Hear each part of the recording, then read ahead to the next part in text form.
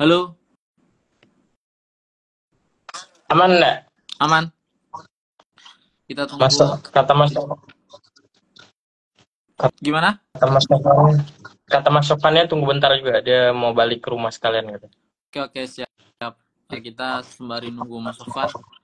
Silakan teman-teman untuk menyiapkan kopinya, snacknya, dan juga mungkin teman-teman barangkali ada yang mau bertanya kira-kira apa dalam isi pikiran Trump sehingga ingin merelokasi Gaza, kayak gitu. Nah, ini silakan teman-teman persiapkan dulu pertanyaannya. Sekaligus kita sapa-sapa dulu Bung Sultan. Halo Bung Sultan, apa kesibukan? Sibuk banget kayaknya nih. Si mencari hidup. Yo, siap. Kita nunggu Mas Sofan sebentar. Silakan teman-teman persiapkan dulu apa yang ingin teman-teman persiapkan. Kak Syifa,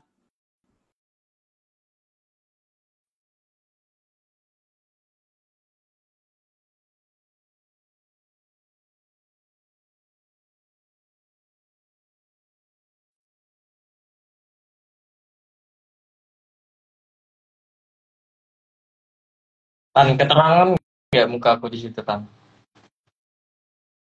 sempat-sempatnya nanya itu, Cok. Enggak, aman-aman. Habis naik Aman-aman. gunung Tan. Sip. Habis naik gunung. Gunung yang di mana? Cikuray. Garut. Kelas. Halo, selamat datang. Selamat malam teman-teman. Gimana hari Seninnya? Semoga selalu tetap semangat yang sedang mencari rezeki, yang sedang menyelesaikan skripsi. Semoga selalu dimudahkan.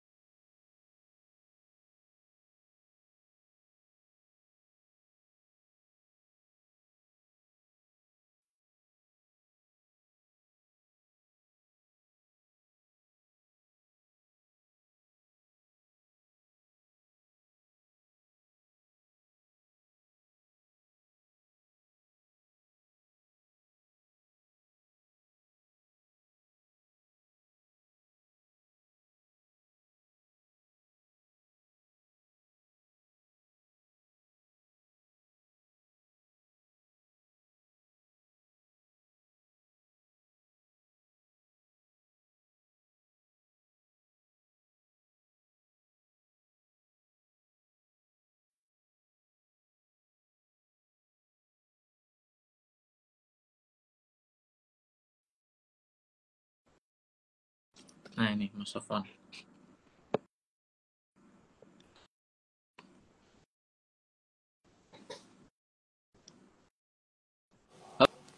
Halo Mas Sofwan. Halo, Assalamualaikum. halo. Sehat Mas Sofwan? Alhamdulillah sehat. Alhamdulillah. Oke. Kita mulai ya, kawan-kawan semua. Ya, Mumpung Mas Sofwannya juga sudah hadir pada live pada malam hari ini. Selamat malam teman-teman semua. Assalamualaikum warahmatullahi wabarakatuh. Waalaikumsalam warahmatullahi wabarakatuh. Semoga selalu dalam keadaan sehat walafiat pada hari Senin ini di awal minggu. Awal-awal beraktivitas seperti biasa. Dari Fodaru mengadakan live diskusi kali ini mengenai topik tentang Palestina yang kemarin sempat viral mengenai pernyataan dari Trump itu ingin menjual katanya atau merelokasi atau menjual atau gimana lah gitu tentang Gaza. Kemudian juga baru-baru ini akhir-akhir ini juga mengenai gencatan senjata seperti itu. Nah kawan-kawan semua, pada malam hari ini kita sudah menghadirkan Mas Sofwan. Beliau ini adalah dosen fisip di UI. Benar ya Mas Sofwan ya? Iya, Dosen gimana? fisip di UI. Ya, betul. Ya, salah. Dan beliau ini sangat sering sekali saya tonton podcast-podcastnya. Salah satu podcastnya yang ada di YouTube Kontekstual. Itu juga membahas mengenai geopolitik kayak gitu. Terima kasih Mas Sofwan sudah berkenan hadir pada malam hari ini. Di sebelah saya juga ini ada Bung Sultan, founder Fodaro. Halo Bung Sultan, selamat malam. Siap, selamat malam Mas Sofwan. Terima kasih sudah berkenan hadir.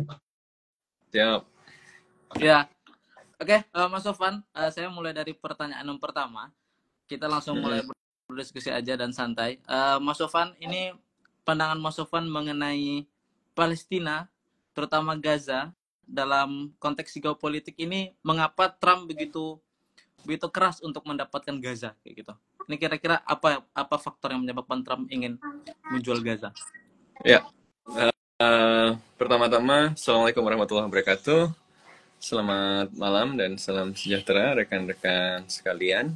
Pertama penting untuk meletakkan masalahnya dengan lebih jelas dulu ya kan, kabar soal Trump ingin sebenarnya bukan menjual ya, dalam pernyataan terakhir yang kontroversial kan yang disampaikan Donald Trump adalah Trump ingin kemudian menguasai Gaza dan kemudian membuatnya jadi Riviera ya, jadi semacam perumahan mewah di sekitar pantai karena pemandangannya bagus, tapi kata Trump itu wilayahnya sudah hancur lebur sehingga sudah nggak layak ditinggali, sehingga harus dibangun kembali ya. Dan sementara dibangun kembali itu dia kemudian ingin mengusir atau merelokasi orang-orang Gaza yang sudah kehilangan rumah tadi gitu kan. Wah, ini kan rumahnya sudah nggak ada, udah rusak nih gitu kan. Jadi tolong dong tuh Mesir, Jordan itu ambil orang-orang Palestina itu.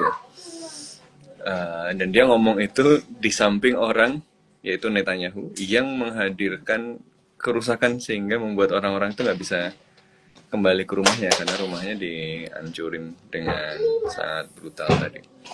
Nah, sampai sekarang juga berdasarkan kesepakatan gencatan senjata kan seharusnya ada bantuan yang boleh masuk, termasuk ada bantuan berupa rumah-rumah sementara atau mobile homes. Tapi oleh Netanyahu ini masih dilarang masuk. Gitu. Jadi dia tidak memenuhi poin-poin dalam kesepakatan gencatan senjata di tahap yang pertama ini, gitu ya. Nah, tapi apakah Trump benar-benar serius, gitu ya?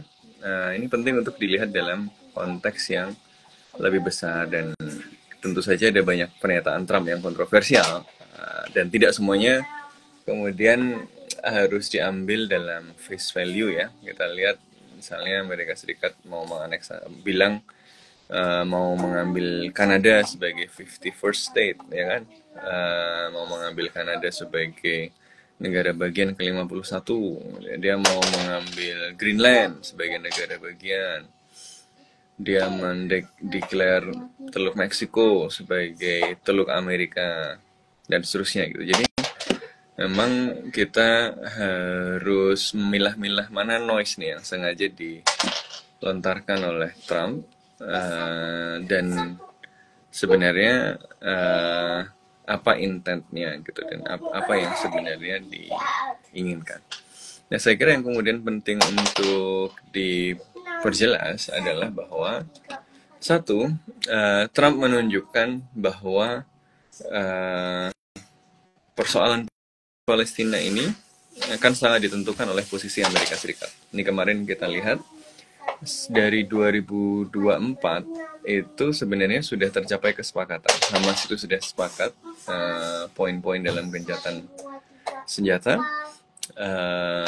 yang ditawarkan oleh yang didesain bersama melalui proses negosiasi yang panjang yang melibatkan Amerika Serikat dan Qatar dan Mesir gitu ya.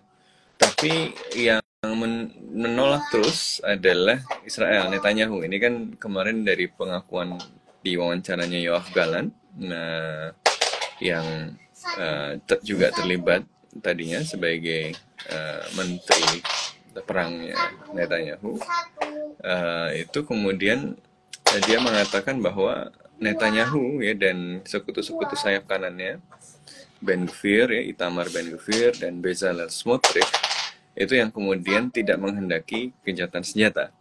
Nah, itu yang kemudian membuatnya lama. Walaupun kemudian kalau kita lihat press briefing dari White House kan selalu yang disalahkan Hamas. Padahal Hamas itu udah setuju, udah oke gitu ya. Itu yang mensabotase itu Israel sendiri. Tapi supaya Israel nggak disalahkan, Gedung Putih selalu menyalahkan Hamas. Tapi kemudian Yoav Gallant kan menyatakan bahwa lo yang nyabotase itu Netanyahu. Tapi begitu Trump mau masuk, kita ingat Steve Witkoff itu kan minta ketemu Netanyahu. Netanyahu mau menghindar. Dia bilang lagi hari Sabat. Ya, kalau hari Sabat itu kan orang-orang Yahudi hari di mana dia tidak boleh menyalakan api, tidak boleh beraktivitas yang macam-macam gitu kan. Tapi Witkoff bilang, wah saya nggak peduli, saya sudah jauh-jauh ke sini mau dan ada misi untuk memaksakan mendorong gencatan senjata. Akhirnya kesepakatan yang sebenarnya sudah disepakati dari 2024 itu kemudian dengan sedikit penyesuaian akhirnya bisa terlaksana kan. Nah, itu kemudian disepakati dalam 3 tahap ya teman-teman. Lihat update-nya sekarang gitu ya. Jadi gencatan senjata ini juga bukan berarti genosida yang terjadi itu sudah berakhir, karena gencatan senjata ini sendiri masih terdiri dari 3 tahap kan, masing-masing sekitar 6 pekan. Jadi ini tahap pertama juga sudah hampir selesai dan pertanyaan masih menggantung soal apakah akan berlanjut ke tahap selanjutnya. Tahap pertama itu ditandai dengan pertukaran sandera. Ya, dua-duanya sandera sebenarnya ya. Cuma kalau Israel dikasih label tahanan, ya, padahal itu banyak yang asal ditangkap juga dengan administrative detention. Jadi dia itu punya mekanisme untuk ngambil orang tanpa tuduhan dan tanpa proses hukum apapun, terus dimasukin ke penjara. Termasuk anak-anak. Tadi ada report dari NGO, kalau nggak salah Save the Children ya, 290 anak Palestina itu di penjara Israel. Gitu ya. Ada anak usia 15 tahun dihukum penjara 18 tahun. Itu kan lebih panjang dari umurnya gitu. Anak 15 tahun. Itu belum yang lebih kecil lainnya. Nah, jadi ini pertukaran sandera yang nanti diikuti juga dengan penarikan mundur tentara Israel dari beberapa wilayah di Gaza, terutama pusat-pusat populasi seperti di Gaza Utara yang tadinya mau diblokade habis, itu kan akhirnya ya ditinggal lagi sama Zionis ya. Akhirnya orang bisa kembali, tapi sebelum kembali semuanya dihancurin dulu tuh, termasuk kalau teman-teman dengar laporan terakhir dari Médecins Sans Frontières ya, dari Doctors Without Borders, itu yang masuk ke rumah sakit Indonesia di Gaza Utara, itu semua alat-alat kesehatan di situ itu dihancurkan. Tidak ada alasan yang masuk akal untuk menghancurkan alat kesehatan gitu ya, maksudnya alat MRI, alat ngecek tekanan darah, alat terapi dan seterusnya, itu kan mau dipakai senjata seperti apa, mau dipakai sembunyi seperti apa kan nggak mungkin ya. Jadi dihancurkan ya simply karena kalau dalam konvensi genosida itu disebut ya menciptakan kondisi yang kemudian menciptakan menciptakan situasi di mana dia nggak bisa hidup, gitu. Di mana masyarakat itu tidak bisa hidup di tempat itu. Jadi ya overall itu yang kemudian terjadi. Trump berhasil menunjukkan bahwa kalau Amerika Serikat mau, Amerika Serikat itu bisa memaksa Israel untuk berhenti. Dan Israel memang kemudian terpaksa berhenti karena tanpa dukungan Amerika Serikat, senjata perang, mesin perangnya Israel itu ya nggak bisa bertahan lama, nggak bisa panjang. Dia bisa nembakin orang seenaknya, dia bisa ngebomin seenaknya, simply karena dia mendapatkan dukungan dari Amerika Serikat. Begitu Amerika Serikat stop, kalau lu nggak ikutin kata gue nggak kirim senjata, gue nggak kasih dukungan cover politik, ya nggak selesai, apa nggak bisa jalan dia gitu ya. Karena itulah kemudian buat Israel, ya, dukungan Amerika Serikat ini menjadi sesuatu yang sangat fundamental. Trump menunjukkan bahwa kalau Amerika Serikat mau, Amerika Serikat bisa menghentikan ya. Termasuk juga ketika Amerika Serikat ngomong, udah Gaza buat saya aja gitu kan. Ya dia cuma dia mengirimkan pesan bahwa Amerika Serikat itu kekuatan yang paling menentukan masa depan Gaza menurut Trump, dan dia menunjukkan dan ya menurut Amerika, dan dia ingin mengatakan kepada semua player bahwa ini yang berkuasa saya loh. Jadi menurut saya lebih ke situ ya pesan, ungkapan-ungkapan kontroversial yang disampaikannya untuk kemudian menciptakan kondisi negosiasi yang menguntungkan. Nah, tapi kemudian yang kedua, kondisi negosiasi yang menguntungkan untuk tujuan seperti apa? Ini yang kita masih menebak-nebak gitu ya. Karena sama ibu dia. Sebentar ya. Anak saya lagi minta. Siap, Mas. Tidak apa-apa.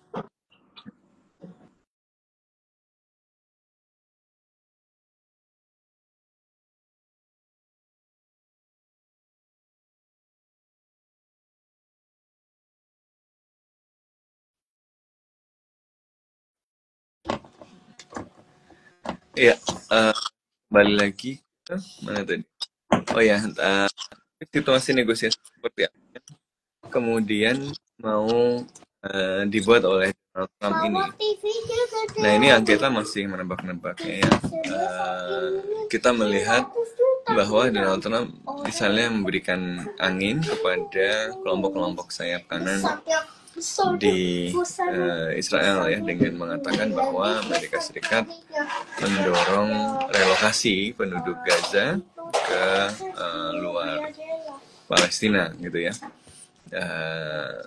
Dia mendorong Mesir dan Jordan misalnya untuk absorb, ya, menerima para pengungsi dari Gaza ini. Sebelumnya juga kita pernah mendengar kabar ya dari wawancara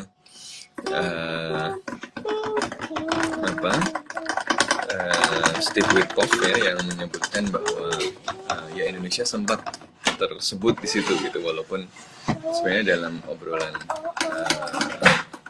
konteks yang lebih besar bahwa ini masa depan Gaza belum jelas ya. Kemudian Amerika Serikat sedang menyusun berbagai alternatif, lalu Witkoff menyebut salah satu alternatif yang kemudian dibayangkan adalah ya mengirimkan ke berbagai negara termasuk ke Indonesia gitu ya. Nah, cuma itu di pertanyaan yang belum terjawab adalah sebenarnya end game-nya seperti apa. Menurut saya sendiri end game buat Donald Trump sendiri juga belum clear. Dia masih lempar-lempar ide dan melihat reaksi dari berbagai pihak dulu untuk kemudian meningkatkan daya tawar Amerika Serikat ke semua pihak. Jadi salah satu taktik negosiasinya itu kan dengan menunjukkan bahwa saya itu berkuasa loh, saya itu kuat loh, dan saya bisa meminta apa saja yang outrageous gitu ya, yang kontroversial, yang tidak masuk akal. Kalau saya mau, saya bisa push dan pursue itu. Ya, kemudian dia akan membuat orang-orang lain akan menyesuaikan ke arah yang dia inginkan. Cuma yang dibayangkan itu seperti apa. Nah, ini yang kemudian menurut saya menarik untuk dibicarakan. Ya, Donald Trump sendiri tentu selama periode pertamanya itu memberikan berbagai kebijakan yang sangat pro Israel, termasuk memindahkan ya, kedutaan besar Amerika Serikat ke Yerusalem. Ya. Dengan demikian mengakui klaim sepihak Israel bahwa Yerusalem adalah ibu kota Israel. Padahal Yerusalem itu masih menjadi wilayah yang secara internasional tidak diakui sebagai wilayah sebagai ibu kota Israel gitu kan ya. Di situ ada wilayah yang juga diperjuangkan sebagai ibu kota Palestina kan di Yerusalem Timur. Nah, tapi di sisi lain juga pendukung-pendukung Donald Trump ada banyak yang Zionis yang sangat kuat ya. Ada Sheldon Adelson, ada yang kemudian mendukung Donald Trump dengan komitmen ya, janji bahwa Trump akan mengakui wilayah Judea dan Samaria atau wilayah yang sekarang kita sebut sebagai tepi barat, menurut advisory opinion dari ICJ atau Mahkamah Internasional, yang Indonesia sempat memberikan opininya juga dalam proses penyusunan advisory statementnya itu, bahwa ya wilayah ini adalah wilayah yang diduduki secara ilegal oleh Israel. Jadi clear menurut hukum internasional ya dia ilegal. Tapi Trump kemudian menjanjikan dalam kampanye kepada salah satu donornya, yaitu untuk kemudian mengakui Israel di situ. Ada sekitar 500.000 pemukim ilegal di tepi barat itu, dan mereka kemudian tinggal di tempat-tempat di mana orang-orang Palestina itu kemudian disterilkan ya, dikeluarkan. Kalau teman-teman lihat dokumenter soal tepi barat ya, apartheid itu seperti itu. Orang-orang Palestina di kerangkeng ya, mereka cuma boleh lewat jalan-jalan tertentu. Kalau mau pindah harus lewat checkpoint. Anak-anak ada yang nggak bisa pulang sekolah kan, kalau teman-teman lihat ceritanya, bahkan harus manjat pagar, kadang ditembak, mereka di checkpoint diperiksa dulu, kadang disiksa, kalau lagi iseng kadang ditembak gitu ya. Ini kira-kira yang terjadi dan semakin intens. Kalau kita lihat sekarang itu menteri yang ngurusin pemukiman di tepi barat itu namanya Smotrich. Smotrich ini salah satu orang yang paling keras ya, menghendaki pembersihan etnis orang-orang Palestina dari seluruh wilayah Palestina, di tepi barat maupun di jalur Gaza. Nah, Smotrich ini bilang sah ya dan justified untuk menciptakan kelaparan di Gaza. Ini orang yang mengancam Netanyahu akan keluar dari kabinet kalau Israel melanjutkan gencatan senjata ke tahap 2. Jadi ini orang sangat sangat radikal gitu ya. Nah, Smotrich ini kemudian menyponsori, dia bagi-bagi senjata dan seterusnya para pemukim ilegal ini untuk melakukan kekerasan. Yang dilakukan untuk apa? Untuk menciptakan kondisi di mana orang-orang Palestina itu merasa tidak ada harapan lagi untuk mendirikan negara, dan mereka kemudian pergi. Ya. Nah, di mana Trump dalam skema ini ya? Sejauh ini kita melihat Trump masih playing along ya, masih melihat bahwa dia selaras dengan agenda Zionis ini. Ya, rencana relokasi orang-orang Palestina itu sebenarnya sudah rencana lama sebagai sebuah proyek kolonial. Dia kan harus menggantikan orang-orang yang sudah tinggal di situ. Makanya terjadi Nakbah, di mana 2/3 penduduk Palestina itu terusir. Tapi kan mereka tidak berhasil mengusir seluruh penduduk Palestina. Gitu. Jadi ada orang-orang Palestina yang kemudian masuk di dalam wilayah yang secara de facto itu merupakan Israel proper. Kemudian mereka dimasukkan sebagai warga negara Israel selama mereka tidak jadi mayoritas gitu kan. Karena Israel kan didasarkan pada gagasan supremasi etnis ya. Jadi orang-orang seperti Ben Gurion itu saya membayangkan harus mayoritas, harus di atas 60-80% itu Yahudi. Nggak apa-apa ada orang Arab, tapi orang Arabnya harus minoritas.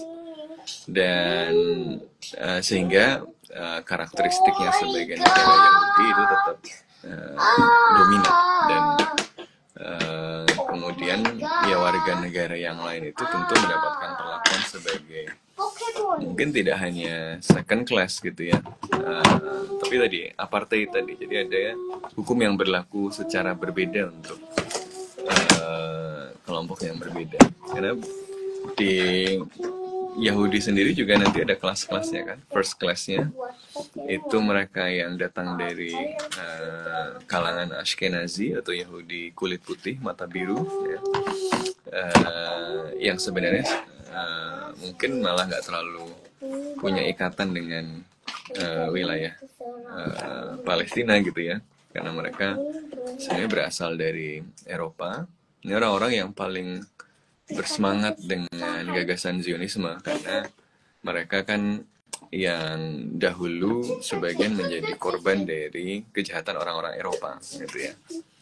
Lalu baru kelas berikutnya kan orang-orang Yahudi Mizrahi atau Sephardim, yang orang Yahudi Timur Tengah, atau mereka yang tadinya terusir dari Spanyol, Iberia karena lagi-lagi orang Eropa. Dan mereka kaburnya ke Timur Tengah, ke Afrika. Mereka membaur dengan orang-orang Timur Tengah, orang-orang Afrika dengan damai selama ratusan tahun, gitu ya. Jadi teman-teman harus baca bukunya seorang Yahudi, seorang sejarawan ya Israel, tapi nggak terlalu disukai oleh Israel karena mengkritik Israel sendiri. Avish Laim, ya. Avish Laim ini menulis tentang bagaimana orang-orang Yahudi Timur Tengah itu kemudian yang tadinya nggak terlalu antusias dengan proyek Zionisme itu kemudian dibomin gitu ya. Ada beragam pemboman di Baghdad untuk nakut-nakutin orang Yahudi itu supaya mereka mau ke Israel. Jadi ngebomin orang Yahudi di Baghdad itu orang-orang ini Zionis sendiri gitu ya, supaya memberikan alasan bagi orang-orang Yahudi ini untuk kemudian menyukseskan proyek Zionisme yang dimotori oleh orang-orang Ashkenazi tadi. Jadi ide replacement, ide untuk relokasi ini ide lama. Ada bukunya sendiri, tahun 80-an aja udah ada bukunya soal the idea of transfer. Jadi in Israel, jadi gagasan soal pemindahan penduduk di Israel. Kenapa? Karena ini memang jadi problem terus di Israel ya. Jadi kalau teman-teman tahu, ada jutaan orang Palestina itu yang masih ada di tepi barat dan jalur Gaza. Ini adalah mereka yang kemudian mengungsi kan. Ketika Nakba pindah, makanya di Gaza itu isinya kamp-kamp pengungsian kan sebutannya. Israel tuh bingung dengan orang-orang yang ada di situ. Kalau dikasih kewarganegaraan, apa yang terjadi? Kalau dikasih kewarganegaraan, maka jumlah orang-orang non-Yahudi akan banyak gitu ya, dan itu akan mengancam supremasi orang-orang Yahudi kalau dikasih hak yang sama. Jadi kalau mereka dimasukkan tapi tidak dikasih hak yang sama, jadinya apartheid gitu ya, penindasan pasti gitu kan.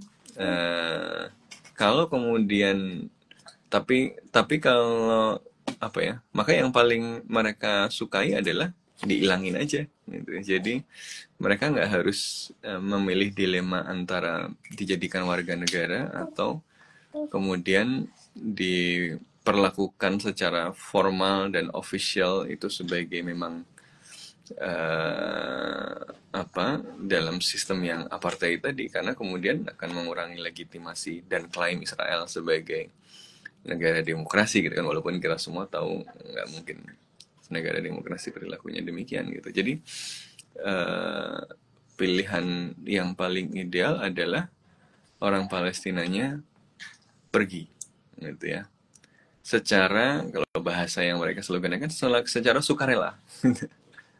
Nah, maka yang mereka lakukan bagaimana? Caranya adalah menciptakan keadaan yang membuat harapan itu nggak ada. Kalau nggak ada harapan, orang pindah dan mereka akan mengklaimnya sebagai, ya ini voluntary gitu. Eh, ya kalau rumah Anda sudah dihancurin, pindah itu dianggap voluntary karena lo kan mau pindah sendiri. Lagi mana rumahnya dihancurin gitu kan. Eh, dan jelas tentu itu bukan voluntary gitu ya. Tetapi idea of transfer ini sudah ada sejak awal Zionisme. Karena Anda mau bikin sebuah negara, sebuah masyarakat di atas masyarakat yang sudah ribuan tahun ada di situ. Sudah ratusan tahun ada di situ. Ya Anda harus ngusir orang, ya kan? Masalahnya gimana cara ngusir orang gitu. Ternyata orangnya pada nggak mau diusir, orangnya pada ngelawan gitu kan.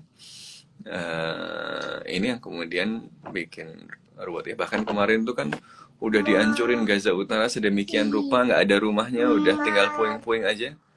Orang Palestina masih balik. Kenapa? Karena mereka tahu kalau mereka tinggal itu pasti diambil. Seperti yang terjadi pada nenek-nenek moyang mereka, yang kakek nenek mereka yang mengalami nakbah ya. Mereka pergi sebentar. Setelah perang itu kan harusnya, kalaupun kalah gitu ya, mereka perang, mereka kembali ke properti individu mereka kan gitu. Tapi sudah diambil alih gitu, dan mereka kemudian nggak bisa pulang. Makanya banyak yang masih bawa kunci rumahnya ya, di rumah-rumah kakek neneknya yang ada di Palestina yang sekarang diduduki oleh Israel. Nah jadi, rencana inilah yang kemudian kelihatannya di floating oleh Trump ya. Poinnya itu bukan soal Amerika Serikat menguasai Gazanya. Poinnya adalah soal bagaimana orang-orang Palestina itu nggak di Gaza lagi. Dan ini yang kemudian harus dengan jelas kita katakan bahwa itu adalah sesuatu yang harus ditolak ya sekeras-kerasnya. Pertama karena dia bertentangan ya dengan hukum internasional ya. Dengan jelas gitu ya. Antonio Guterres, Sekjen PBB, itu mengatakan dengan jelas pemindahan paksa orang-orang Palestina dari rumahnya adalah pelanggaran hukum internasional gitu ya. Negara-negara Arab juga menolak, kecuali ada satu yang sangat dekat dengan Israel ya, Uni Emirat Arab, itu tidak memberikan penolakan secara jelas gitu, tapi menggunakan bahasa yang digunakan Israel. Kalau pindahnya yang kita tolak adalah pemindahan paksa gitu. Kalau voluntary boleh. Masalahnya kan permainan voluntary dan paksa ini sama Israel sama Amerika Serikat akan gampang dimanipulasi kan? Makanya nanti kita menunggu pertemuan Liga Arab dan organisasi konferensi Islam soal ini, misalnya apakah bahasanya menolak pemindahan paksa saja, dan itu konsekuensinya berarti kalau voluntary boleh gitu kan, berarti kan tinggal gimana kemudian misalnya tiba-tiba pakai senjata disuruh tanda tangan bahwa saya voluntary pergi. Dan ini yang dicoba oleh Israel hari ini, yang ketahuan oleh beberapa wartawan ya. Jadi orang-orang Gaza itu kan selama 15 bulan mengalami genosida ini, ada orang-orang yang kehilangan tangan, kehilangan kaki, yang luka parah dan seterusnya, sementara rumah sakit semuanya dihancurin, termasuk 2 rumah sakit Indonesia ya. Jadi kalau Indonesia kemudian entertain ide untuk mendukung relokasi ini, nggak punya harga diri sama sekali lah gitu. Rumah sakitnya dihancurin, alat-alatnya dihancurin, masih mau mendukung pelaku kejahatannya. Nah, anyway, semua institusi kesehatan itu dihancurkan. Kan setelah dalam proses damai ini kan, dari proses ceasefire ini, gencatan senjata ini kan, mereka mau kemudian ya melakukan rehabilitasi gitu ya, mau mencari tempat di mana mereka bisa diobati gitu kan. Tapi ketika mereka mau keluar, sama Israel itu dikasih form ya, kalau mereka keluar untuk pengobatan medis, mereka berjanji nggak akan pulang lagi. Kalau mereka nggak tanda tangan form bahwa mereka nggak akan pulang lagi, itu nggak dikasih formnya gitu. Ini kan jahat banget ya. Ini orang sakit ya, sakitnya parah gitu ya, rumah sakitnya dihancurin semua, mau keluar dia cuma boleh keluar kalau dia janji nggak pulang. Itu kan ngusir, itu kan bukan voluntary ya gitu. Tapi dokumen-dokumen itu akan di-frame sebagai voluntary transfer gitu loh. Jadi ini skenario yang jahat sekali dari Zionis dan pendukung-pendukung. Jadi poin utamanya itu bukan Amerika Serikat yang menguasai, atau poin utamanya adalah ini adalah agenda untuk melakukan transfer penduduk dari wilayah Palestina, dimulai dari Gaza, tapi juga kalau ya seperti yang disampaikan oleh orang-orang seperti Smotrich, mereka sebenarnya juga ingin di tepi barat juga begitu. Maka mereka mengatakan tepi barat tuh mau dibuat jadi kayak Gaza juga kan. Teman-teman lihat nggak perkembangan terakhir di tepi barat, di Jenin ya, itu dibomin dan dihancurkan juga gitu. Fasilitas umumnya, rumah sakitnya, rumah-rumahnya gitu ya. Jadi kalau ini berhasil di Gaza, nanti semua orang Palestina di semua wilayah Palestina akan seperti itu kan. Jadi ya ini harus dihentikan. Nah itu, jadi ide utamanya adalah transfer penduduk, pemindahan penduduk dari Gaza dan kalau bisa seluruh Palestina yang lain. Supaya apa? Supaya agak settler kolonialismenya tuntas ya, supaya penjajahannya tuntas. Karena selagi ada orang Palestina itu selalu akan jadi duri dalam daging ya bagi proyek kolonial yang namanya Israel itu gitu ya, karena dia harus mindahin orang. Nah problemnya adalah apakah Donald Trump 100% berada di balik upaya ini?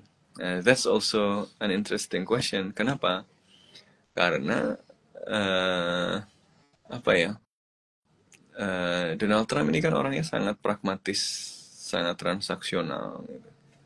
Dan dia sudah menunjukkan bahwa kalau Amerika mau, dia bisa memaksa Israel melakukan apa yang diinginkan oleh Amerika Serikat gitu. Jadi dia juga mengirimkan pesan ke yang lain-lain bahwa ya dia harus dapat sesuatu dong yang menguntungkan di situ. Nah ini makanya kemudian saya kira dia masih melihat respon juga dari negara-negara yang lain. Kalau negara-negara Arab lembek, kalau PBB lembek, kalau negara-negara seperti Indonesia kemudian memberikan angin untuk ide ini, dia akan jalan dengan ide itu karena cost-nya murah.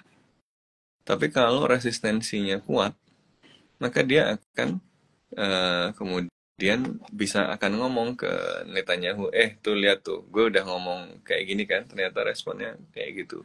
Jadi menurut saya respon terbaik dari pernyataan-pernyataan yang dikeluarkan Trump ini adalah sikap yang tegas, yang jelas, didasarkan pada Undang-Undang Dasar 1945, yaitu dengan tegas upaya penduduk Gaza Palestina dari tanah mereka. Yang harus didorong adalah upaya pembangunan Gaza di tanah mereka. Misalnya kemarin ketika ada kunjungan Erdogan dan Prabowo, ada pembicaraan soal pembangunan kembali ya, kerjasama dengan beberapa negara gitu ya untuk membangun kembali wilayah. Gaza dimulai dari yang darurat-darurat kan, masuk misalnya memasukkan rumah-rumah mobile. Zaman sekarang itu kan rumah bangun nggak usah ribet-ribet. Ini kalau teman-teman lihat foto berita-berita ya, itu di perbatasan Rafah itu sudah antre truk-truk yang di atasnya rumah-rumah portable. Ya kalau sering lihat di YouTube atau di media sosial itu kan ada rumah-rumah yang bisa tinggal di tempel-tempel gitu ya. Nah, ini ada rumah-rumah kayak gitu. Jadi sebenarnya mereka itu nggak harus pergi gitu. Jadi rumah-rumah itu bisa setidaknya untuk sementara sambil rekonstruksi. Ada rumah-rumah sementara yang kemudian bisa dibangun. Tentu saja ini butuh sumber daya yang besar gitu ya. Tapi ini lebih sesuai dengan hukum internasional, lebih sesuai dengan kemanusiaan, lebih sesuai dengan konstitusi, dan sebenarnya banyak yang kemudian siap bersolidaritas dengan mendukung ini gitu ya. Dan itu lebih murah daripada membiarkan genosida, karena membiarkan genosida di dalam sistem internasional yang sedang unstable seperti ini artinya memberikan final nail in the coffin bagi hukum internasional gitu ya. Dan ya kita berada di dunia yang sangat kira itu yang kan sama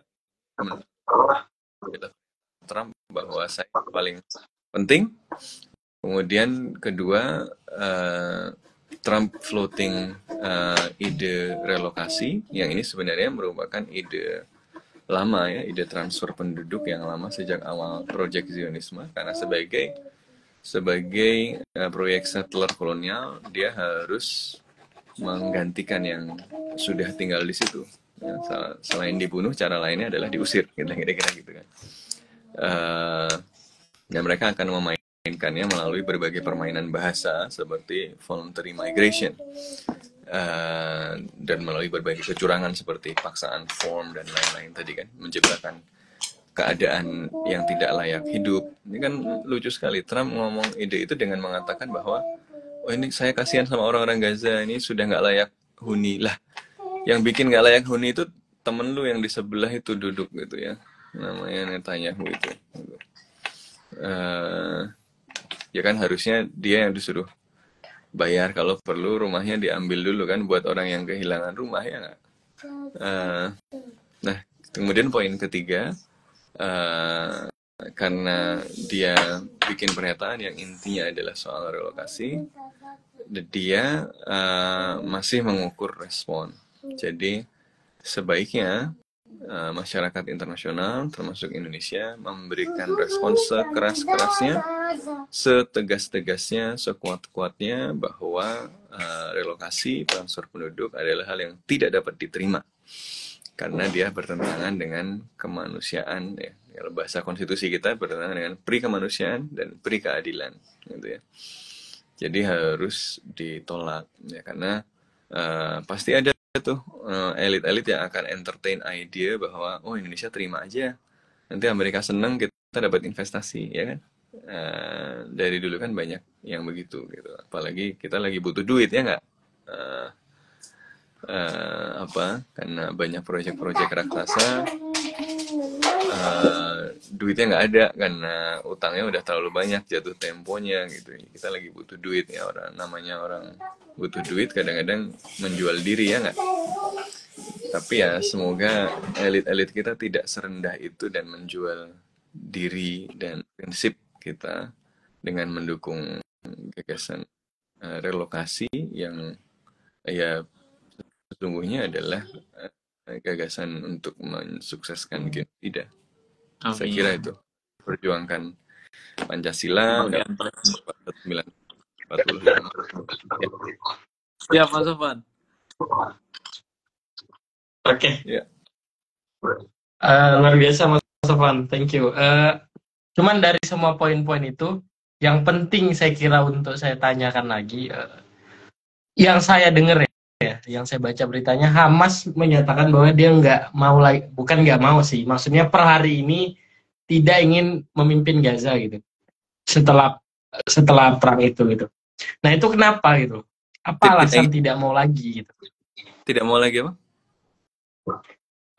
Apa namanya, memimpin Gaza.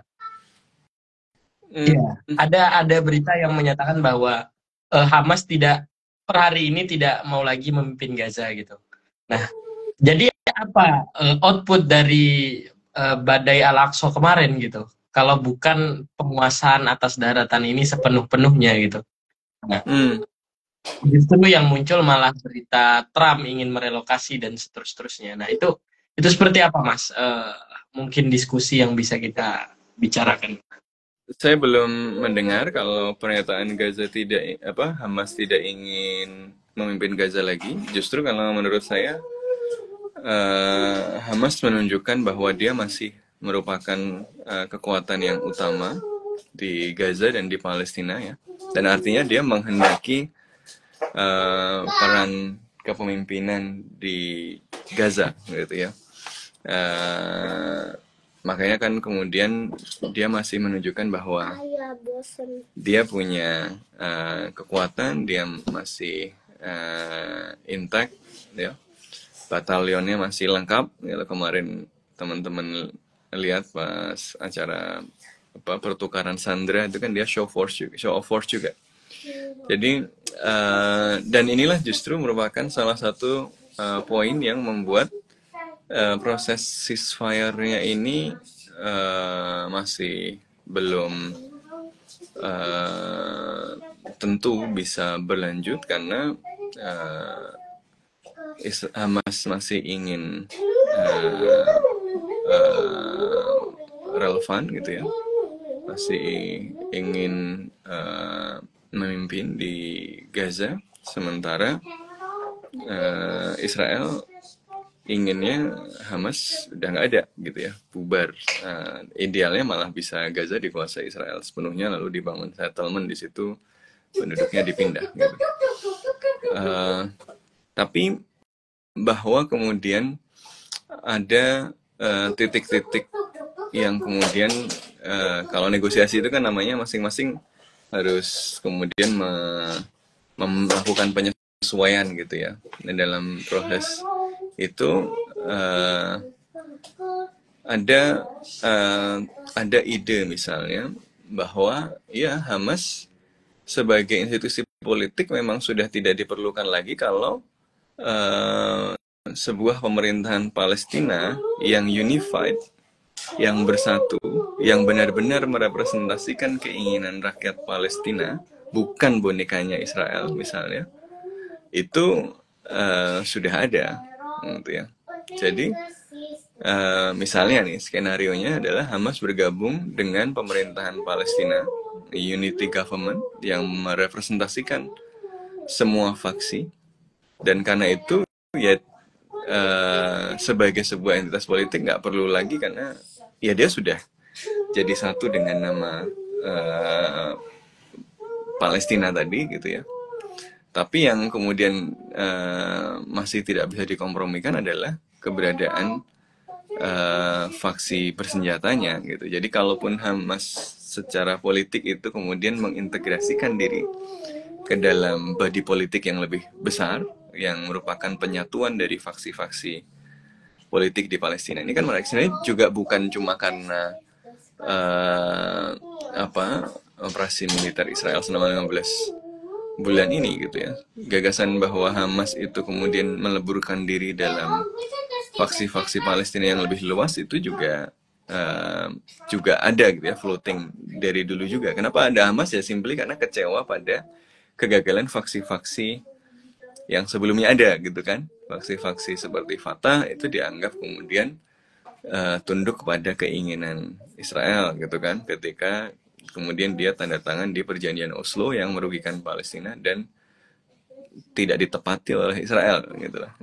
Orang-orang yang kecewa kan kemudian mencari platform untuk terus memperjuangkan Palestina gitu, dan Hamas adalah salah satu tempatnya gitu.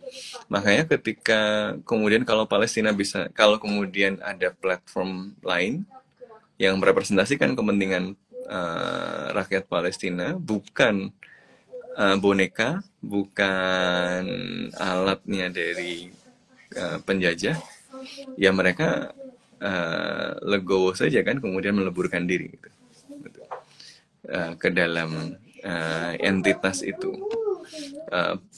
Problemnya adalah kemudian entitas ini akan ada atau tidak gitu kan. Bahkan Israel sendiri kan tidak menerima otoritas Palestina untuk mengelola Gaza gitu. Jadi ini juga sesuatu yang mungkin nggak terlalu apa ya dalam waktu dekat. Jadi Hamas kalau saya lihat masih menunjukkan bahwa dia masih kuat, dia masih ada, dan dia akan berjuang gitu ya. Dan kita lihat sebenarnya dukungan publik terhadap Hamas juga justru meningkat gitu ya. Jadi saya kira itu, jadi penting untuk dicek mungkin kabar beritanya sebenarnya lengkapnya seperti apa, lalu pernyataannya dari siapa dan bagaimana. It's very important to be accurate. Itu yang pertama. Yang jelas Hamas menunjukkan bahwa dia masih siap berjuang, kalaupun nggak lanjut ya jalan aja. Kemarin kan ada apa perang psikologis ya antara Hamas dan Netanyahu kan, sama Trump kan. Trump kan janji kalau Sabtu kemarin itu Hamas nggak bebasin sandera, all hell will break loose ya. Tapi kan ternyata yang kemudian mundur malah Netanyahu. Hamasnya firm dia dengan tuntutannya bahwa Israel itu kemudian jadi Hamas itu kan nggak mau melanjutkan penyerahan sandera karena Israel itu tidak memenuhi komitmen-komitmennya. Dia melarang, jadi bantuan yang masuk tuh harusnya segini, cuma segini gitu kan. Terus dia melarang banyak bantuan medis dan seterusnya untuk masuk. Biasalah, Israel itu kan tukang mengkhianati perjanjian. Dan ini diklarifikasi oleh pejabat Israel sendiri dan bahkan oleh media Amerika Serikat. New York Times itu bahkan nyebut Israeli official itu confirm bahwa pernyataannya Hamas itu betul gitu. Jadi ini bukan karangan saya, bukan karangan Hamas. Ini clear. Jadi di lapangan Israel itu mengkhianati janji. Karena itu Hamas, loh ini kan kalau mau kita menepati janji kita, lu juga nepatin janji dulu dong. Gitu. Netanyahu ngancem akan memulai perang lagi, kemudian Trump ngomong all hell will break loose. Tapi Hamas kekeh, Netanyahu yang kemudian akhirnya memutuskan ya sudahlah bantuannya dinaikin kan sesuai dengan komitmen gitu yang boleh masuk. Artinya apa? Artinya Hamas sebenarnya masih kuat gitu loh. Setidaknya dalam proses ini, bahwa mereka kehilangan banyak pemimpin, iya. Bahwa banyak yang gugur, Muhammad Deif, kemudian Yahya Sinwar, itu gugur, iya. Tapi mereka masih formidable dan pasukannya malah tumbuh terus. Ya Anda kalau keluarga Anda dibunuhi, ya orang-orang yang kehilangan keluarga malah bergabung lah dengan Hamas, ya nggak? Kalau Anda punya ayah, ibu semuanya dibom ya, pilihan Anda berikutnya apa? Nangis? Enggak lah. Anda setelah nangis ya Anda bangun lalu cari pendaftaran Brigade Izzuddin Al-Qassam di mana gitu. Ya orang yang ditindas itu pasti melawan gitu. Jadi dengan pembantaian itu justru kemudian Hamas masih bertahan. Makanya buktinya apa? Buktinya hari ini Israel kan ngebom pakai drone di Lebanon, itu bunuh salah satu pemimpin Hamas lagi, namanya Muhammad Shahin. Ngapain bunuh pemimpin-pemimpinnya kalau dianggap sudah lemah gitu loh. Itu yang pertama soal pernyataan tadi gitu. Jadi menurut saya Hamas masih ingin kemudian memainkan peran di Gaza, tapi dia terbuka dengan kemungkinan dissolving political unitnya kalau ada pemerintah Palestina yang merepresentasikan kepentingan rakyat Palestina dan semua faksi bisa masuk di situ. Karena nggak perlu lagi kan jadi Hamas jadi faksi sendiri kalau sudah ada persatuan faksi-faksi Palestina itu. Tapi untuk menjamin dia masih ingin punya uh, kelompok militernya kan, Brigade Izzuddin Al-Qassam itu. Ini tadi yang soal Hamasnya. Tapi kemudian yang kedua adalah soal dampak dari Taufan Al-Aqsa sendiri gitu kan.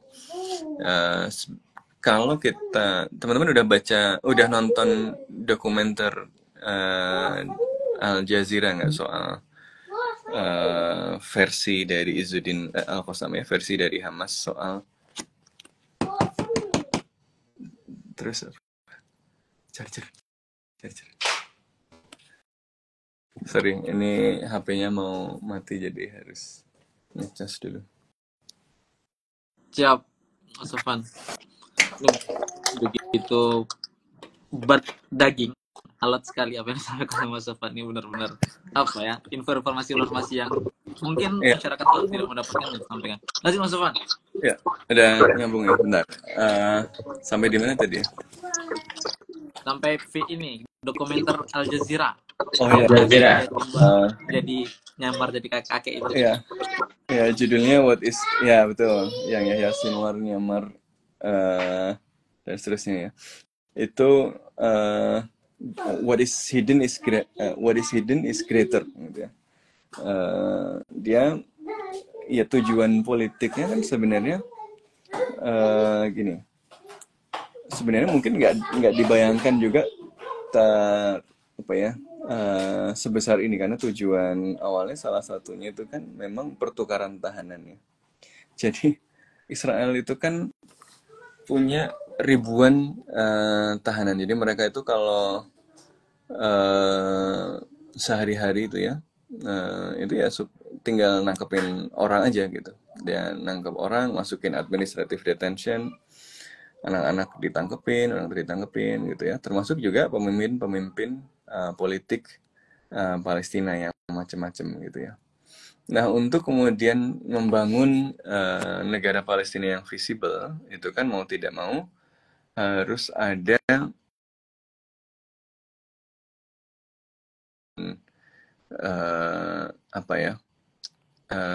dari faksi-faksi yang beragam dengan tokoh-tokoh yang memang merepresentasikan rakyat Palestina. Ini kan problemnya sekarang adalah pemerintah Palestina yang di otoritas Palestina itu adalah diwakili oleh orang-orang yang korup gitu ya. Kalau bahasanya Hamas, orang-orang yang korup, orang-orang yang kooperatif dengan Israel dan tidak merepresentasikan rakyat. Jadi di Fatah itu faksinya juga banyak. Jadi kalau ada orang bicara soal Fatah ribut sama Hamas, sebenarnya di dalam Fatah itu juga banyak faksinya. Dan ini yang menarik. Jadi salah satu yang dikehendaki Hamas untuk dikeluarkan dengan pertukaran tahanan itu adalah justru tokoh Fatah. Namanya Marwan Barghouti. Jadi Marwan Barghouti ini adalah tokoh Fatah yang jauh lebih populer daripada Mahmud Abbas. Dan Marwan Barghouti ini karismatik gitu ya. Dia kuat gitu, dan ini yang menarik. Jadi secara taktis gitu ya, yang dikehendaki oleh Hamas melalui operasi. Jadi operasinya itu kan tadinya masuk menyerang pos-pos militer. Jadi yang diserang itu pos-pos militer. Lalu pos-pos militer itu diserang, mereka mau nyandra pasukan, gitu. Nyandra tentara Israel gitu ya. Ketika mereka disandra, kemudian mereka ditukarkan dengan tahanan yang ditahan oleh Israel tadi, termasuk orang-orang seperti Marwan Barghouti. Jadi ketika tahanan-tahanan ini dikeluarkan, kan yang terjadi adalah Hamas membebaskan tokoh-tokoh utama kita loh gitu. Yuk, siapa tahu kita bisa bersatu nih gitu. Dan Hamas kemudian berjasa dong, dia membebaskan tokoh-tokoh Palestina tadi yang beragam. Lalu kemudian harapannya dari situ bisa muncul pemerintahan Palestina yang bersatu, yang dengan itu punya daya tawar yang lebih tinggi untuk mewujudkan kemerdekaan Palestina. Kan awalnya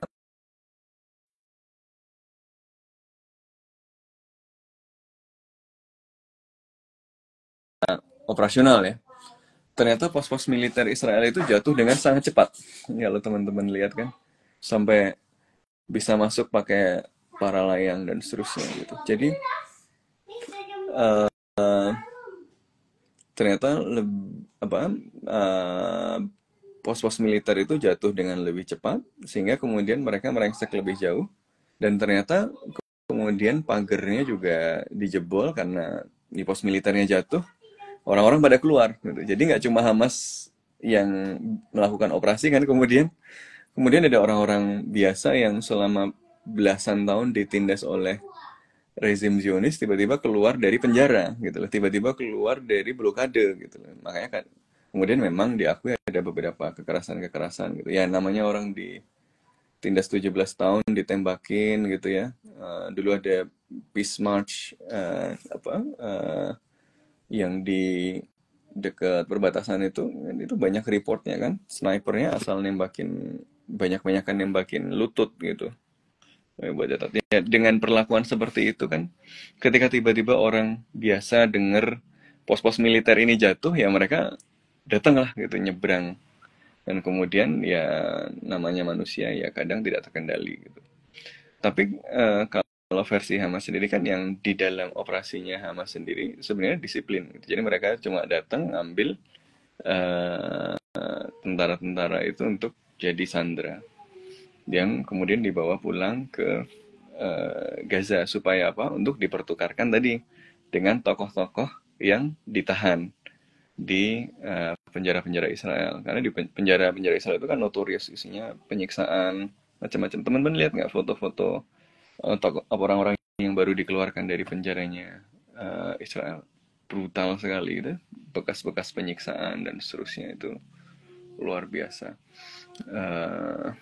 Jadi ya itu, jadi intinya mau menyelamatkan orang-orang Palestina yang disandra, yang disiksa di dalam penjara Israel. Maka caranya gimana? Cara ngeluarin orang adalah dengan ngambil orang, yang ngambil tentara Israel lalu ditukarkan dengan orang Palestina gitu. Nah, ini kan yang terjadi sekarang kan, makanya yang dilakukan sekarang adalah di fase pertama, saya keluarin 33 orang sandra, tapi kalian keluarkan 1.900 orang dari penjara gitu ya. Ini termasuk tadi anak-anak, administrative detention, tapi juga ada tokoh-tokoh politik yang dihukum seumur hidup. Jadi diharapkan dengan begitu tokoh-tokohnya yang macam-macam. Jadi faksinya itu macam-macam. Kemarin ada tokoh PFLP, tokoh perempuan PFLP. PFLP ini kiri, Marxis Leninis. Jadi musuhnya Hamas lah kalau di apa ya, kalau dari spektrum ideologi itu beda banget gitu. Ada Fatah, ada Jihad Islam, jadi beda-beda semua gitu. Ya diharapkan dengan itu kan kemudian ada yang bebasin kita Hamas loh gitu. Ya karena patut diingat juga, dulu Hamas juga nggak terlalu populer di kalangan faksi-faksi ini kan, karena basisnya dia dianggap intoleran, dia dianggap Islamis yang secara ideologis beda. Bahkan Hamas dulu pernah dianggap sebagai alatnya Israel gitu kan. Karena dulu waktu PFLP dan Fatah itu galak sama Israel, mereka bikin pemboman dan macam-macam, sabotase dan macam-macam. Hamas itu waktu itu belum ada. Waktu itu kelompok-kelompok Islam itu masih memilih pengajian di masjid-masjid, bikin training-training gitu ya, masih bangun basis gitu. Dan Israel kemudian melihat kelompok-kelompok Islam ini sebagai cara untuk mengurangi pengaruh dari Fatah yang waktu itu masih menggunakan perjuangan bersenjata, dan mengurangi pengaruh PFLP yang komunis kan. Cara mengurangi pengaruh komunis kan disuruh sholat aja tuh gitu. Jadi komunis haram gitu. Jadi dulu kelompok-kelompok Islam itu memang lebih dibiarkan oleh Israel untuk mengurangi pengaruh PFLP dan Fatah. Makanya PFLP dan Fatah yang senior yang kemudian nanti kalau Fatah malah jadi kooperatif gitu kan dengan Israel, tapi orang-orang PFLP kan kadang melihat Hamas ini beneran ngelawan Israel nggak sih gitu ya dulu gitu pas awal-awal. Nah, tapi belakangan kesini kan semakin jelas bahwa walaupun eh, apa eh, dulu itu nggak ngelawan bukan karena dia alatnya Israel gitu kan, tapi ya mungkin masih nunggu waktu aja gitu. Makanya Hamas tuh ingin membuktikan itu juga dengan kemudian membebaskan tokoh-tokoh yang sebenarnya dalam spektrum politik tuh musuhnya dia gitu. Untuk kemudian harapannya membangun solusi politik untuk Palestina. Nih, gue udah bebasin tokoh-tokoh lu. Yuk kita ngomong gitu. Yuk, itu kan gue kan nggak egois kan. Gue nggak cuma mikirin kelompok gue doang kan gitu. Gue mikirin juga orang-orang Palestina semuanya gitu. Yuk kita ngobrol bareng-bareng jadi satu gitu. Nah, apalagi kalau orang-orang seperti Marwan Barghouti ini keluar, orang-orang yang jadi anteknya Israel gitu ya, kan jadi nggak populer. Yang naik orang-orang Fatah yang yang beneran berkomitmen pada platform perjuangan Fatah yang sebenarnya gitu loh, yaitu kemerdekaan Palestina gitu kan. Makanya ini kita masih lihat nih nanti di fase 2 ini Marwan Barghouti berhasil keluar nggak gitu. Kalau fase kedua itu Marwan Barghouti keluar, eh, ya Hamas menang berarti gitu. Berarti Israel bluffing doang gitu. Tapi kalau nggak keluar ya berarti memang masih berat negosiasinya gitu. Eh, itu jadi salah satu indikator penting itu. Jadi salah satu tujuan dari Taufan Al-Aqsa adalah ya sebenarnya sederhana, ngambil orang untuk kemudian ditukarkan dengan orang-orang Palestina yang di penjara, disandra, disiksa di penjara-penjara Israel. Uh, tapi ternyata tentaranya Israel nggak sekuat yang dibayangkan. Jadi jatuhnya cepet banget gitu. Jadinya malah jadi banjir yang nggak terkendali gitu. Jadi dampaknya malah besar besar banget. Dari kemudian Israelnya juga shock. Terus ada kemarin pengakuan Yoav Galan kan, ada Hannibal Directive. Apa itu Hannibal Directive? Daripada dijadikan sandera, lebih baik dibunuh. Gitu. Jadi kalau lihat bekas-bekas kehancurannya itu nggak mungkin pakai senjata Hamas yang sederhana.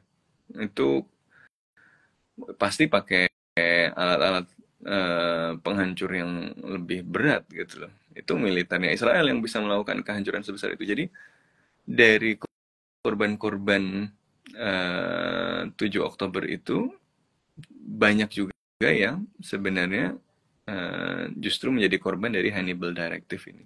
Dan ini pengakuan sendiri dari Yoav Gallant gitu, menteri perangnya Netanyahu, ya, menteri pertahanannya Netanyahu gitu. Jadi clear bahwa ada Hannibal Directive ini. Jadi itu. Kemudian yang kedua, saya kira selain soal pertukaran adalah memunculkan kembali Palestine question ya, isu Palestina yang orang terutama negara-negara Arab ini kan mulai melihat isu Palestina sebagai sesuatu yang udahlah ini lost cause, nggak bisa dimenangkan, musuhnya Amerika Serikat, Israel terlalu kuat, udah tinggal aja gitu. Makanya kemudian mereka melihat ada isu yang lebih penting seperti ancaman Iran kan. Kalau Israel nggak akan misalnya mengganggu stabilitas kekuasaan raja-raja Teluk gitu. Tapi kalau Iran nanti kalau dia menyebarkan pengaruhnya di kalangan Syiah di negara-negara Teluk ini, ya dia bisa menggulingkan kekuasaan raja-raja Teluk ini gitu kan. Makanya kemudian ya udah Iran makin kuat pengaruhnya kan. sebelum Suriah jatuh ya, di Suriah, di Lebanon, ya Hizbullah dan seterusnya. Nah, kemudian negara-negara Arab ini prioritas keamanannya menjadi bagaimana konten Iran, dan untuk itu kemudian mendekati yang bisa mengimbangi Iran, siapa? Ya Israel.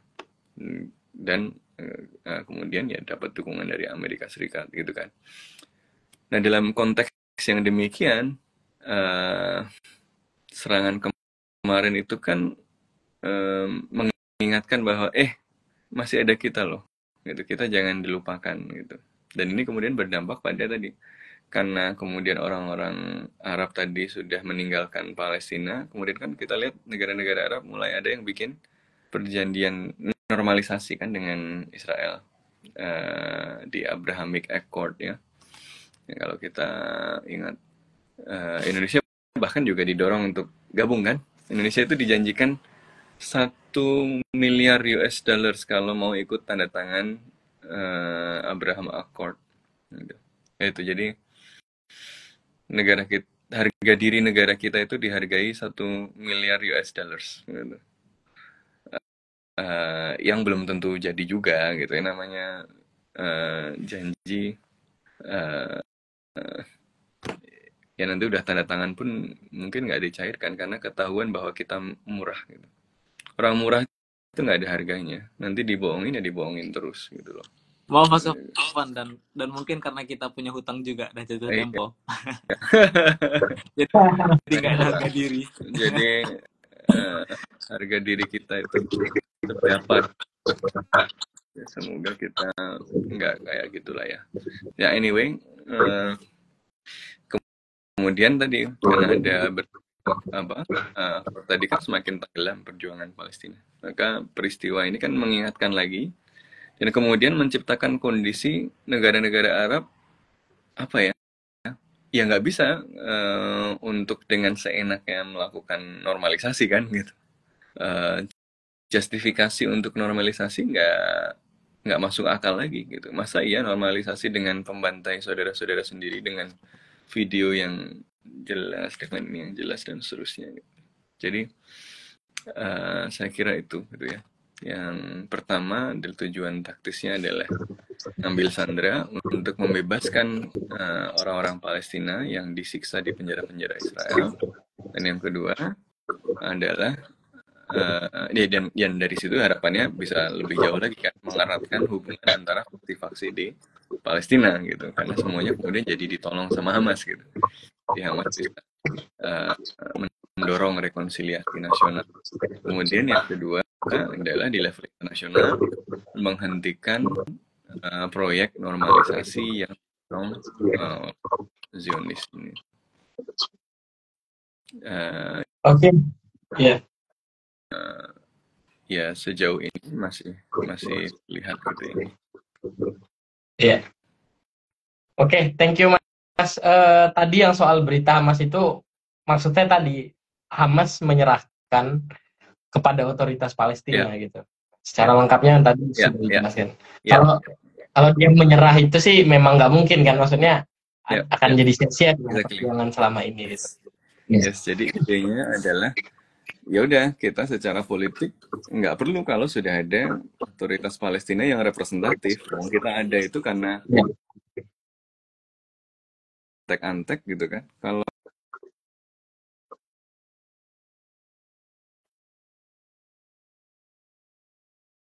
otoritas Palestina itu siap saja gitu loh.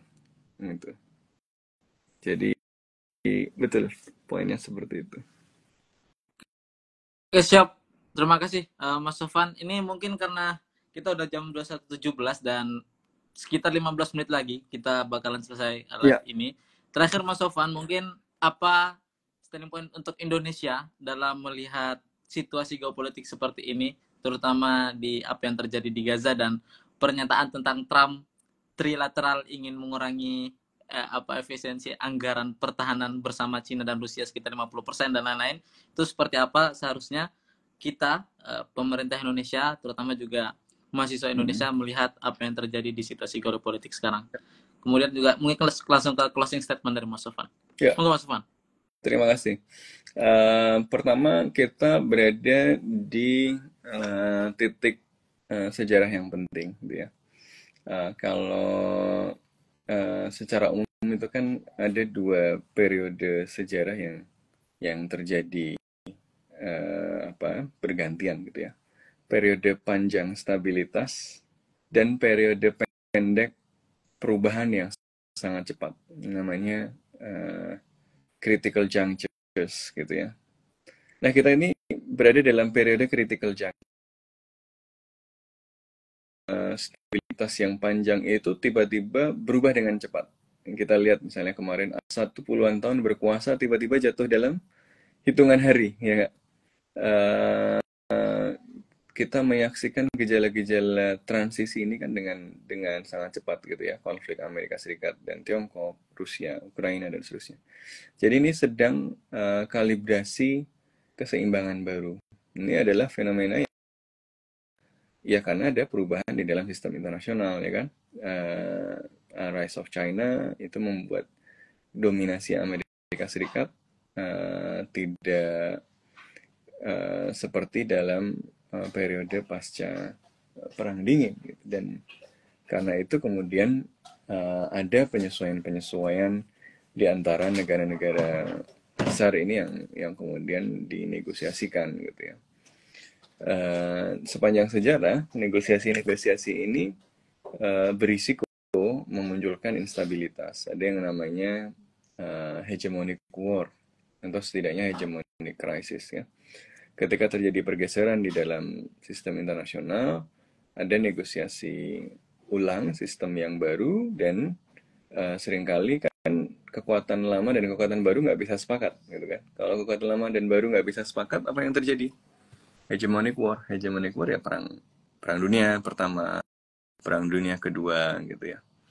Nah, makanya kemudian kayak kita melihat nih kan, apakah kekuatan-kekuatan baru seperti Cina hari ini dan Amerika Serikat sebagai kekuatan lamanya, status quo ya dengan revisionis itu kemudian bisa mengelola great power rivalry, gitu, dengan melakukan penyesuaian pada sistem internasional yang hari ini memang dibangun melalui dominasi Amerika Serikat.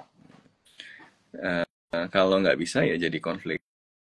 Kita lihat gejala-gejala peningkatan ketegangan geopolitik, gitu ya, di Rusia, Ukraina, di Taiwan, di Timur Tengah. Ini kan semuanya berkaitan dengan kalibrasi ulang kekuatan internasional ini. Nah, kemudian kalau kaitannya dengan Palestina, ya Palestina itu adalah salah satu bagian yang penting yang indikator ya, dan termometer dari perubahan global ini. Kita harus ingat bahwa konflik Palestina itu penjajahan yang terjadi di Palestina itu sangat erat kaitannya dengan perubahan di level global. Ini sekalian nyambung sama pertanyaan Bung Aldevo ya, soal orang-orang Israel itu asalnya dari mana, gitu. Penting untuk membedakan Yahudi, Israel, dan Zionis, gitu ya. Orang-orang Yahudi itu ketika belum ada Israel pun itu sudah tinggal di wilayah Palestina bersama dengan orang-orang Arab, bersama dengan orang Islam, orang Kristen. Ya, kalau kita baca buku-buku sejarah yang bahkan ditulis orang-orang Yahudi sendiri seperti Don Peretz misalnya, orang-orang bukan orang Arab lah ya, itu menunjukkan bahwa sejak lama itu mereka orang-orang Yahudi itu tinggal di Yusuf, ya, komunitas keagamaan yang ada di sekeliling Yerusalem, dan mereka hidup relatif damai dengan tetangga-tetangganya, orang Islam, orang Kristen, gitu. Jadi relatif konfliknya konflik antar tetangga, gitu, yang biasa, gitu ya. Konflik itu baru terjadi ketika ada Project Zionisme. Jadi penting untuk membedakan antara Yahudi dan Zionisme. Nah, Zionisme datang dari mana? Zionisme itu datang dari pengalaman orang-orang Yahudi yang ada di Eropa. Makanya namanya Ashkenazi. Makanya kemudian kalau pertanyaannya orang-orang Israel dari mana utamanya? Orang-orang Israel itu terutama adalah orang-orang yang datang dari Eropa. Kenapa? Karena pada abad 19 itu terjadi demam nasionalisme di Eropa ya. Kita menyaksikan dalam konsolidasi negara bangsa modern, basisnya negara itu kan nation state ya, itu nation bangsa. Maka kemudian kita menyaksikan ada penyatuan Jerman, ada penyatuan Italia kan, kita kenal Otto von Bismarck ya, kita mengenal Giuseppe Mazzini gitu ya, orang-orang yang menyatukan dengan identitas kebangsaan. Dalam situasi seperti itu ada orang-orang yang tersebar di mana-mana kan, bukan cuma Yahudi tapi orang Yahudi termasuk di dalamnya. Tapi ada orang-orang Romani, orang-orang Gipsi yang mereka itu tersebar di berbagai negara Eropa. Mereka kan kemudian dilihat dengan kecurigaan gitu. Mereka ada di Perancis, ada di Jerman. Kalian berkhianat nggak sama Jerman? Kalian berkhianat nggak sama Perancis? Gitu. Nah ini yang membuat mereka kemudian mengalami diskriminasi. Mereka mengalami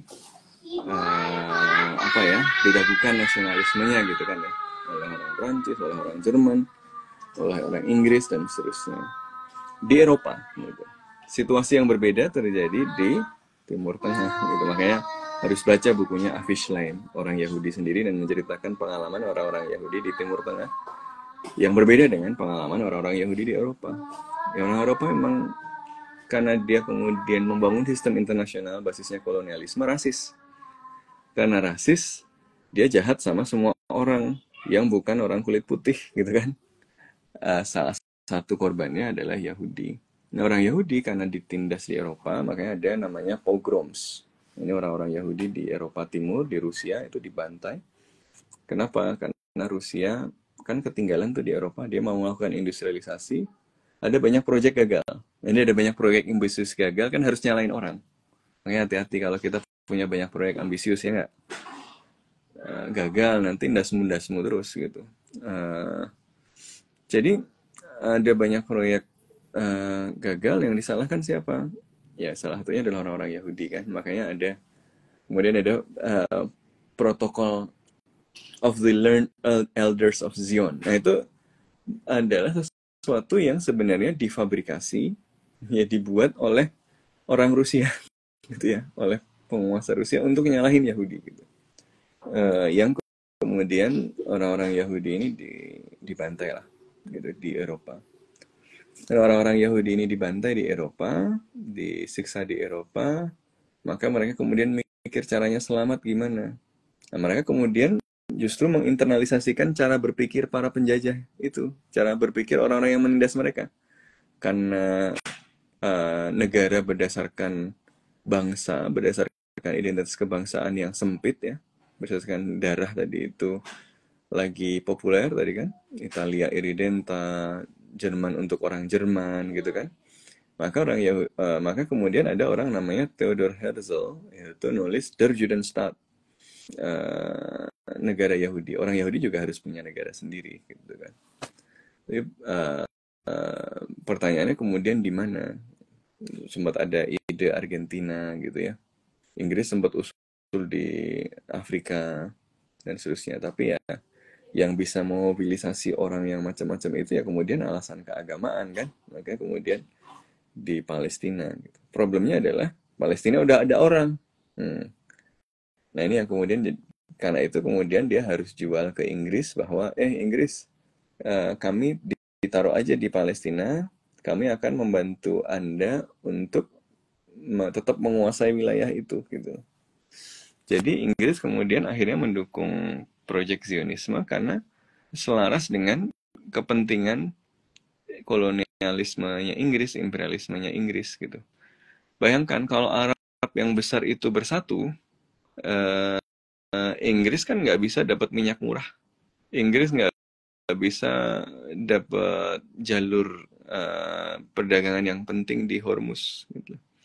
Dia butuh wilayah Timur Tengah itu tetap terpecah-pecah. Cara supaya dia tetap terpecah-pecah gimana? Kasih entitas asing yang bersahabat dengan Inggris di tengah-tengahnya. Tengah-tengahnya mana? Yang menghubungkan wilayah-wilayah paling penting Timur Tengah itu, Pak. Timur Tengah itu kan wilayahnya yang besar itu namanya Syam, kemudian Mesir, dan Hijaz. Tengah-tengahnya di mana, Bos? Palestina. Itulah, jadi taruhlah entitas asing di situ. Ya, jadi ada kaitannya dengan Great Power Rivalry. Nanti Inggris akan digantikan Amerika Serikat, Amerika Serikat yang kemudian memelihara Israel. Tapi hubungannya juga nggak satu arah, karena kemudian Israel ya, yang didirikan oleh orang-orang Zionis, supremasis Yahudi tadi, kemudian juga berjuang supaya dukungan Amerika Serikat ini tidak berubah-ubah, karena ternyata Amerika Serikat juga punya kepentingan sendiri ketika dia mendukung Israel kan. Dia pernah berbeda jalan juga. Jadi Israel itu pernah ke gap, dia bikin false flag. Jadi Israel ini ahli false flag. Jadi dia suka ngebomin dengan menyalahkan orang lain. Yang ngebom radikal Islam gitu. Padahal sebenarnya dia yang ngebom. Ini kayak yang dilakukan di peristiwa yang kemudian kita kenal sebagai Lavon Affair. Jadi di Lavon Affair ini, agen-agen Israel, agen-agen Mossad, ini sudah jelas catatan sejarahnya, udah clear. Jadi bukan konspirasi, ini beneran terjadi. Itu ngebom bangunan-bangunannya Inggris dan Amerika di Mesir. Yang disalahkan siapa? Yang disalahkan adalah Ikhwanul Muslimin gitu. Jadi tujuannya apa? Tujuannya untuk menunjukkan bahwa pemerintah Mesir itu nggak bisa mengendalikan kelompok-kelompok radikal, sehingga Inggris dan Amerika itu nggak jadi mundur dari terusan Suez. Jadi waktu itu kan Inggris sama Amerika itu kan akhirnya sepakat mundur dari terusan Suez karena pengaruh nasionalisme Arab lagi kuat tuh. Dan Gamal Abdul Nasser itu kan pemimpin yang sangat populer di dunia Arab, dan dia menghendaki terusan Suez itu kembali ke Mesir gitu. Akhirnya supaya waktu itu kan perang dingin ya, supaya kemudian Mesir itu nggak ke blok timur, karena Amerika Serikat nggak mau mundur dari terusan Suez, Inggris nggak mau mundur dari terusan Suez. Akhirnya yaudah deh, dikasih apa yang dimauin Mesir deh, kita mundur aja deh gitu. Nah, tapi kan kalau Inggris sama Amerika mundur dari Suez, Israel jadi nggak aman kan gitu.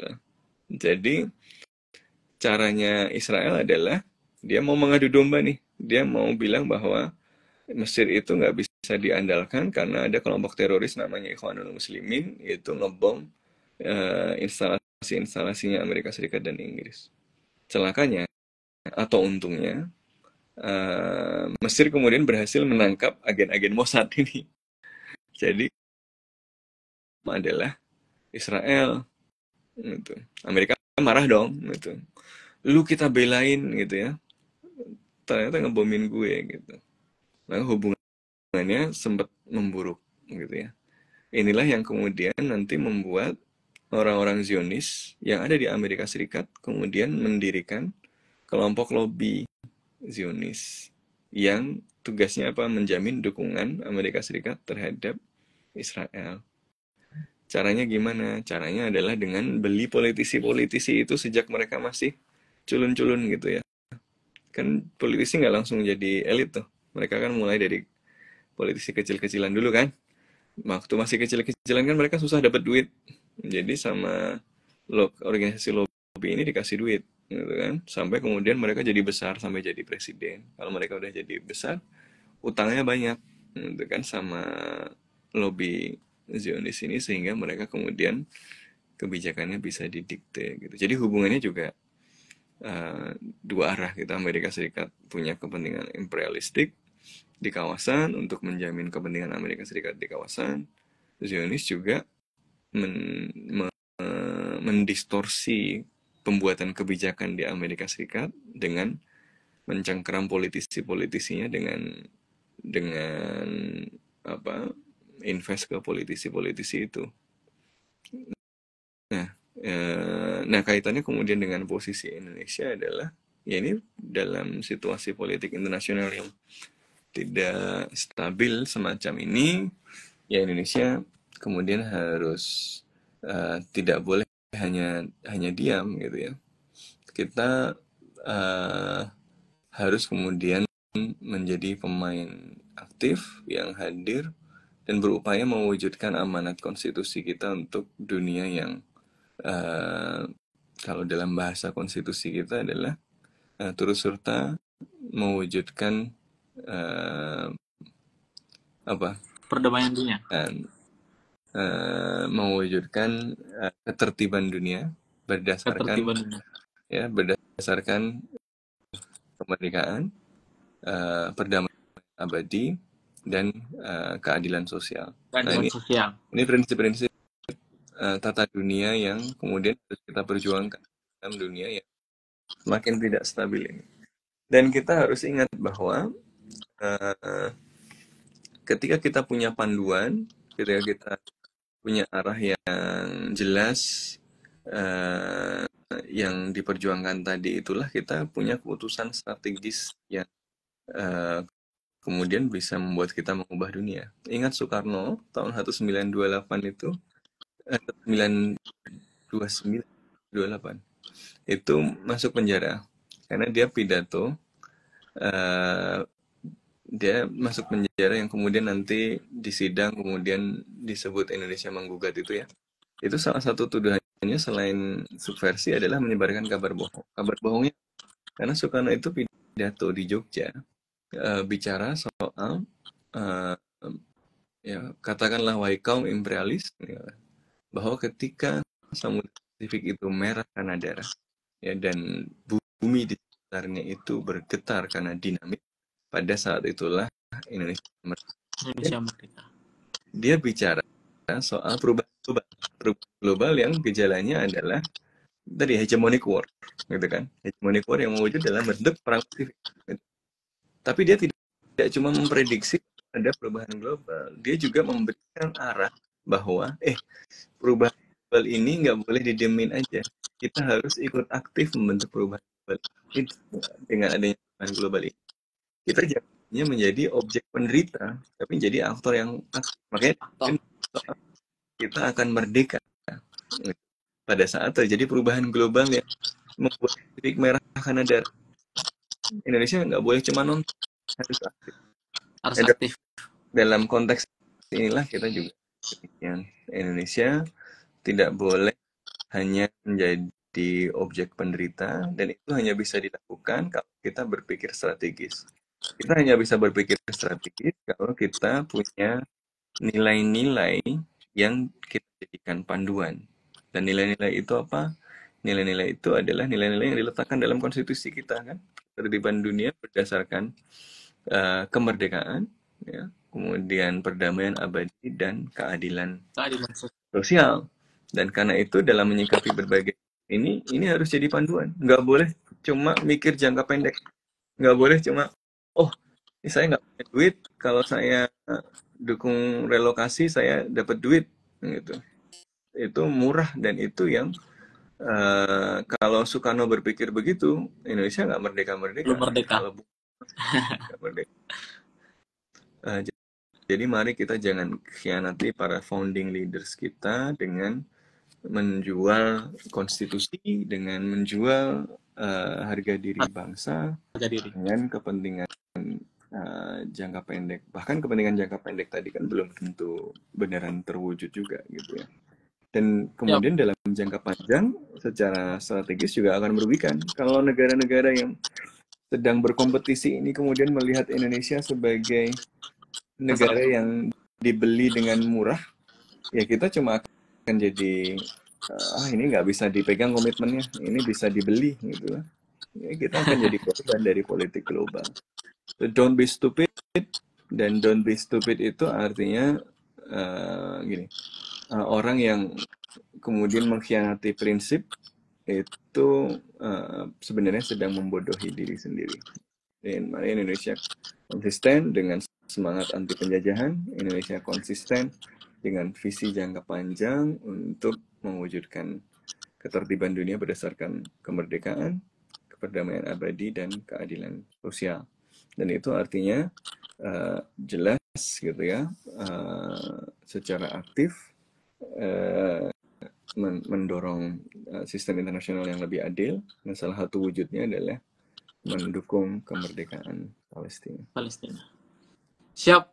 Terima kasih banyak Mas Sofwan. Kuncinya adalah kita tetap patuh dengan konstitusi yang ada, maka arah Indonesia seharusnya seperti itu, pegang pada prinsip konstitusi dan tetap mendukung kemerdekaan Palestina. Iya. Mas Sofwan, terima kasih banyak pada malam hari ini sudah berbagi sharing pengetahuan yang begitu banyak mengenai mulai dari Trump tadi, kemudian mengenai Hamas hingga posisi Indonesia seharusnya seperti apa. Terima kasih banyak lagi saya ucapkan kepada Mas Sofwan. Teman-teman juga terima kasih banyak yang sudah berkenan hadir pada malam hari ini untuk menonton Fodarut Talks yang ke-18. Ini Insya Allah ada record. ini insya Allah nanti live-nya bakalan di-share, Mas Sofwan. Oke. Di Instagram Fodaru dan di YouTube Fodaru. Iya. Siap. Terima kasih banyak Mas Sofwan, sekali lagi kami ucapkan. Teman-teman semua sedikit menginformasikan bahwa dalam beberapa waktu yang akan datang, Fodaru akan melaksanakan Young Political Leadership Camp dalam beberapa bulan ke depan insya Allah. Dan tunggu saja informasinya di Instagram Fodaru. Kemudian nanti juga bakalan ada beberapa informasi yang akan kami sampaikan di Fodaru Talks yang akan datang. Sekali lagi saya ucapkan terima kasih Mas Sofwan, Bung Sultan, terima kasih banyak sudah sharing-sharing pada malam hari ini. Terima kasih banyak teman-teman semua. Selamat malam, selamat melanjutkan aktivitasnya. Saya tutup. Assalamualaikum warahmatullahi wabarakatuh. Waalaikumsalam. Terima kasih Mas Sofwan. Semoga bisa kolaborasi lagi. Siap.